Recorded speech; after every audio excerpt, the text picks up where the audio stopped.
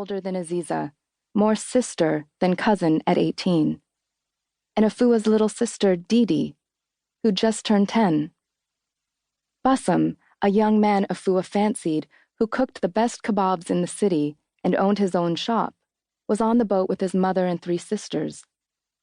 The girls fighting over a doll they'd snuck on board pulled it by its plastic limbs until a leg snapped from its socket, and they burst into tears.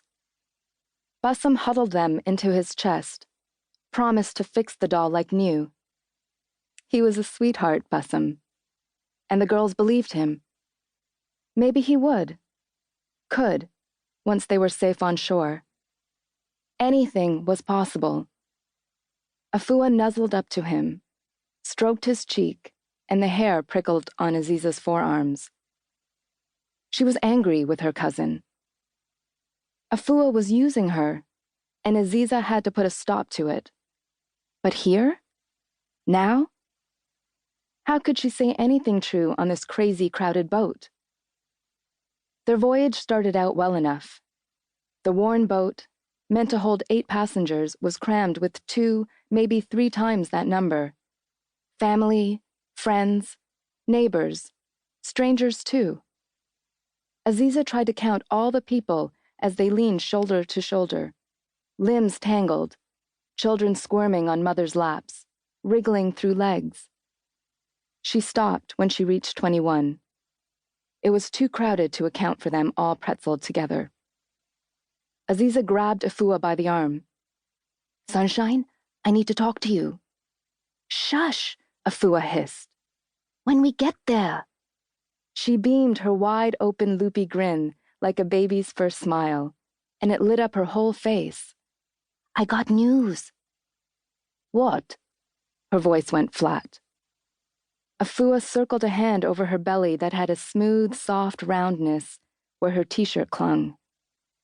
Aziza covered her mouth with her hands, and Afua peeled them away from her face. Aziza felt oddly responsible. She'd known before she admitted it to herself. They were that close. Uncle gave orders and the passengers obeyed, everyone afraid of chaos.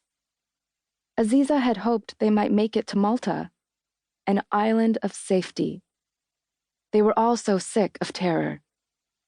Her cousin, Tella, Nuru's eldest daughter, had traveled to Malta 19 months ago when she was 22 and was granted asylum. She'd found work. Aziza wasn't sure doing what. Uncle Nuru hoped they would be equally blessed.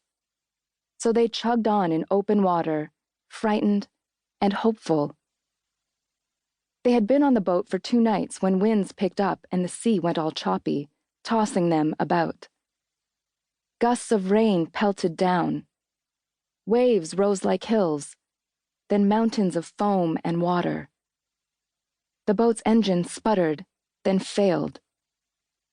The men blocked leaks from one place, then another. Before long, more sprung open. The stalled boat was pocked with holes. Men, women, and children pushed and shoved, keening, grunting, their panic like a bad smell. Aziza screamed, but couldn't hear her own cry. Everyone was screaming. A fight started up between 2 of the men. Aziza's neighbor, Jamal, was knocked overboard and his family, desperate, pushed and shoved in a frenzy to get to him. Aziza heard the cries of mothers and their children, people dragging one another under the Black Sea as they clung together. From the sinking fishing boat, Uncle held the hand of Bassam's mother, who tumbled into the waves holding her youngest girl. He held and held the mother's hand, tried to lift them from the sea, and in the confusion of a big wave, he lost them. Aziza watched some passengers leap into the waves, as if into the arms of their mother. And then she was in the water, with Afua and Didi. Aziza heard Uncle Nuru call out to them as they clung to the boat.